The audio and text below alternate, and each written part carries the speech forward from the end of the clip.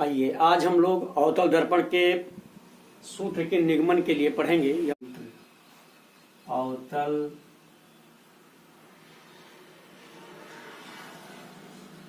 दर्पण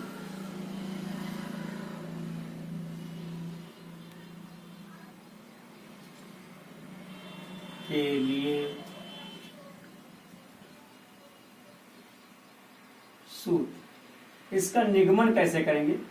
अवतल दर्पण के लिए सूत्र का निगमन, इसके लिए हम एक अवतल दर्पण लेते हैं।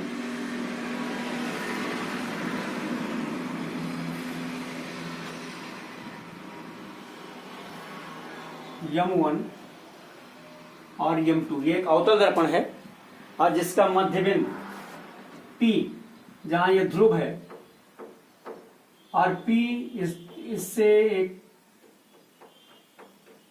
ये मेरा F है फोकस, और ये मेरा वक्रता केंद्र है C।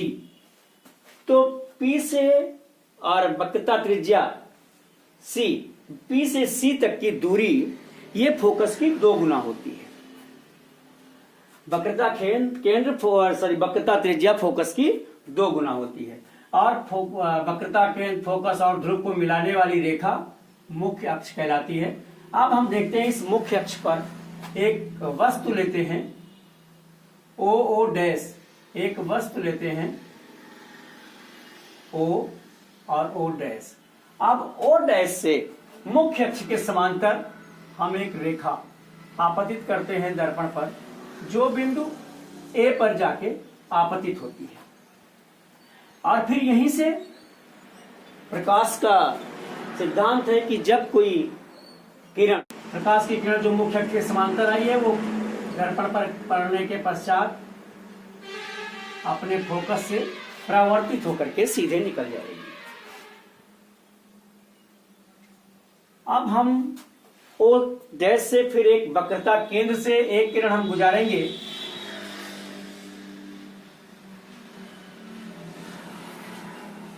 तो ये भी पता है कि वक्रता केंद्र से गुजरने वाली किरण सीधे अपने मार्ग में परावर्तन के पश्चात वापस लौट जाती है। तो यही आपतित किरण भी है और यही परावर्तित किरण भी है। अब आपतित किरण और परावर्तित किरण मतलब जो दोनों जो परावर्तित किरणें हैं, जो O डैश से A तक गई थी, जो वक्रता केंद्र से होकर के गुजरी थी, दोनों परावर्तित होने के पश्चात I डैश पर एक दूसरे को कट करती हैं। तो इस I डैश पर मुख्य अक्ष पर एक लंब डालते हैं I, यानी I डैश। ये वस्तु का प्रतिबिंब हो गया और ये वस्तु हो गई। वस्तु की P से दूरी, ध्रुव से वस्तु की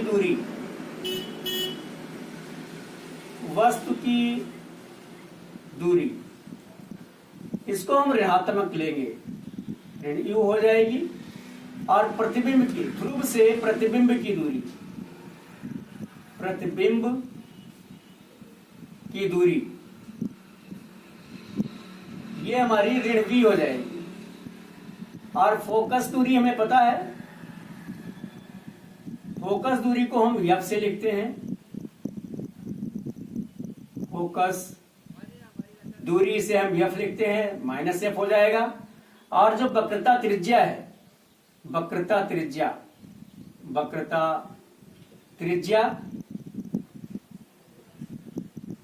त्रिज्या फोकस का 2 गुना होता है, इसलिए इसे हमने -2F लिख लिया। अब हम देखेंगे सूत्र के निगमन के लिए देखेंगे, ये 2 त्रिभुज हैं O dash C, I dash I और C। ये 2 त्रिभुज हैं जो समान कोणिक हैं, अर्थात ये समरूप भी होंगे। तो त्रिभुज O डैश C तथा I डैश I और C, ये समान कोणिक हैं। समकोणिक भी लिख सकते हैं, समान कोणिक भी लिख सकते हैं, और जिसके आधार पर ये समरूप भी हैं। अतः त्रिभुज O डैश C ये समरूप है त्रिभुज I डैश I और C की। अब हम समरूपता के सिद्धांत से देखते हैं तो ये हो जाएगा ओ ओ डैश ओ ओ डैश और बटे I I dash I I dash और इक्वल टू ओ सी बटे आई सी। देखिए यहां हमने बड़े त्रिभुज की भुजा ऊपर लिखी थी तो बराबर करके यहां भी हमने बड़े त्रिभुज की भुजा ऊपर लिखी है, छोटे की नीचे लिखी थी तो यहां भी छोटे की नीचे लिखी और ये हमारा समीकरण 1 है। अब इसी समय हम a से 1 इस पर लंब डालते हैं मुख्य अक्ष पर, a से 1 हम लंब डालते हैं मुख्य अक्ष पर an, ठीक है। a से an मुख्य अक्ष पर लंब डाला। अब हमें यहां एक त्रिभुज मिल गया ANF। अब हम फिर इस त्रिभुज की और इस त्रिभुज की तुलना करेंगे। अतः बड़ा त्रिभुज लिखेंगे A और N, या पहले त्रिभुजों को लिख लें। लंब डाला त्रिभुज AN और F, ये समरूप है त्रिभुज I डैश I और C, ये दोनों समरूप हैं। अब इससे हम फिर इनकी भुजाओं की तुलना करेंगे, संगत भुजाओं की। तो ये हो जाएगा AN और बटे आई डैश, चाहे आई डैश आई लिखें कोई दिक्कत नहीं है, और इक्वल टू NF बटे IF, NF बटे IF। हम NF को, ये जो AN है, AN ओ डैश के बराबर है तो इसको हम दोबारा लिख सकते हैं। और ये जो AN है ये NP के बहुत करीब है, इसलिए हम जो NF लिखा है इसे हम PF लिख सकते हैं। या AN की जगह जो AN की ऊंचाई है वही ओ डैश की है, इसलिए हम इसको ओ डैश लिखे देते हैं, और बटे आई डैश और इक्वल टू NF। हमने मान लिया कि NP के बिल्कुल बहुत करीब में है, यानी एक तरह से ओवरलैप कर जाता है, तो हम NF को P और F लिखेंगे। NF को हम लिखे लेते हैं PF, तो PF बटा IF, ठीक है। यहां हमने लिखा, ये हमारा समीकरण दूसरा हो गया। PF ये बोल चुके हैं, आप चाहें तो लिखकर दिखा भी दें कि NP के बहुत करीब है, इसलिए NF इक्वल टू PF, चाहे तो एक लाइन बीच में आप लिख भी सकेंगे। समीकरण 1 और 2 से, समीकरण 1 और समीकरण 2 से, ये दोनों O डैश बटा I dash equal to OC upon IC है, यहाँ PF अपान IF है, इसलिए हम इसी की तुलना करके यही लिख लेते हैं OC और बटे IC और इक्वल टू PF बटे IF। ये NF और PF लगभग बराबर दूरी पर था, इसलिए PF लिख लिया। हम चाहते तो यहां भी आके नीचे लिख सकते थे, इसको दिखा सकते थे, ऊपर ही दिखा लिया। अब मुझे OC की दूरी चाहिए जो मुझे नहीं पता है, लेकिन PO पता है और PC पता है, तो PO में से अगर हम PC माइनस कर दे तो मुझे OC मिल जाए, तो उसके लिए हम यहां लिखेंगे OP माइनस CP, और इसी तरह से हमें IC जानना है, तो PC माइनस PI, ये हो जाएगा PC और माइनस PI और इक्वल टू PF हमें ये पता है, PF तो हम इसको यही लिख लेंगे PF बटे और IF, ये दूरी, इसको जानने के लिए हम लिखेंगे PI और minus PF, PI minus PF, PI minus.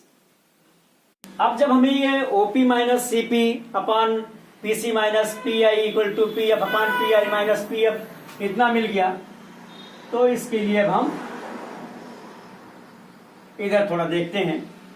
OP, ओ और पी ये जो है ये वस्तु की दूरी थी, वस्तु की दूरी माइनस यू हमारी लिखी हुई है, इसलिए हम लिखेंगे माइनस यू, और फिर यहां माइनस, और पीसी या सीपी ये वक्रता त्रिज्या है जिसको हम लिखते हैं 2f माइनस 2f, और फिर बटे पीसी माइनस पी आई, पी और सी ये है 2f, तो यहां लिखेंगे माइनस 2f, और फिर यहां माइनस पी आई, यहां से यहां तक की दूरी जो प्रतिबिंब की दूरी है यानी माइनस v, और इक्वल टू पी एफ, ये फोकस दूरी है जिसे हम एफ से लिखते हैं, तो एफ अपान और फिर P I minus P F, तो पी आई वही मेरा माइनस वी और माइनस फिर पी एफ, तो पी एफ है मेरा माइनस एफ, यहां भी माइनस।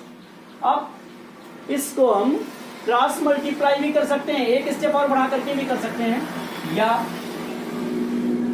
लिखेंगे माइनस यू प्लस 2f और अपान माइनस 2f और plus v equal to minus F upon minus v और प्लस एफ, ये हो गया। अब इसका हम क्रॉस मल्टीप्लाई करेंगे इन दोनों का तिरछा गुणा, तो माइनस b का माइनस u में होगा तो ये धन हो जाएगा, ये हो जाएगा ub, फिर माइनस b का माइनस 2 प्लस 2f में होगा तो ये आ जाएगा माइनस 2fv, और फिर f का होगा प्लस f का माइनस u में तो ये आएगा माइनस uf, और प्लस f का 2f में होगा तो ये हो जाएगा प्लस 2f स्क्वायर, और इक्वल टू माइनस 2f और माइनस f का जो मल्टीप्लाई होगा वो होगा प्लस 2f स्क्वायर, और प्लस b माइनस f का होगा तो माइनस fb।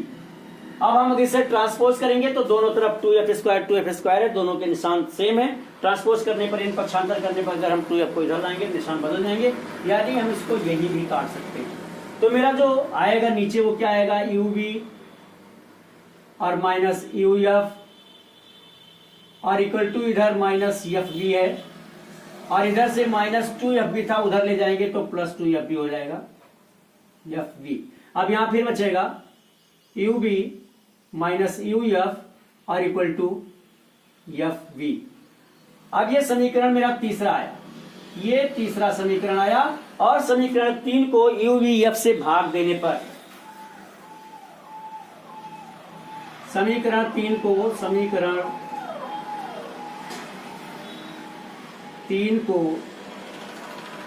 uvf से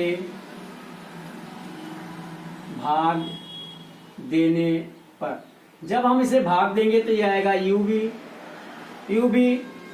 बटे uvf और माइनस uf बटे uvf और इक्वल टू fv बटे uvf। हम देखेंगे यहाँ u कट गया, v कट गया, यानी यहाँ एक आ जाएगा तो ये आ जाएगा 1 अपान f, और यहाँ माइनस u कट जाएगा, f कट जाएगा तो आएगा 1 अपान v, और इक्वल टू f कट जाएगा, v कट जाएगा तो आएगा 1 अपान u, या ये हमारा आएगा 1 अपान f और equal to 1 upon u plus 1 upon v। यही मेरा जो है ये सूत्र है, अवतल दर्पण का सूत्र है, जिससे हम अगर वस्तु की दूरी प्रतिबिंब की दूरी दी होगी फोकस निकालेंगे, फोकस दिया होगा वस्तु की दूरी दी होगी तो प्रतिबिंब की निकालेंगे, फोकस दिया होगा प्रतिबिंब की दूरी दी होगी तो वस्तु की दूरी निकालेंगे। इस तरह से इस अवतल दर्पण के सूत्र का निगमन किया गया, यानी इसे निकाला गया। ठीक है, अब ये अगर मेरे बताने का तरीका आपको अच्छा लगा हो, आपको समझ में आया हो, तो डेफिनेटली अपने मित्रों को भी शेयर करें, और किसी भी तरह की अगर कोई प्रॉब्लम होगी, नहीं समझ में आता है या कोई आपको अलग से कुछ जानना होगा तो मेरे कमेंट बॉक्स में लिख करके जरूर भेजें। वैसे व्हाट्सएप पर भी भेज सकते हैं, मेरा व्हाट्सएप नंबर है 9452510385 9452510510 और चैनल का नाम है easy to learn by B K Mishra. जैसा नाम था वैसा आसानी से समझाने का प्रयास भी किया गया है। चैनल को सब्सक्राइब भी जरूर कर दीजिएगा। अब तक का वीडियो देखने के लिए